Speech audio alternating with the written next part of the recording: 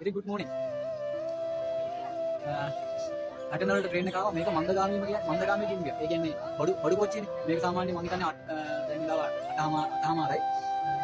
ඇල්ලට යනකොට පහවත් වෙයිද දන්නේ නැහැ. මට ඇල්ලේත් එහෙමවත් ඇල්ලේ ගිහිල්ලා කයි නවතින්නේ නැහැ. මම ආවේ අද කවද්ද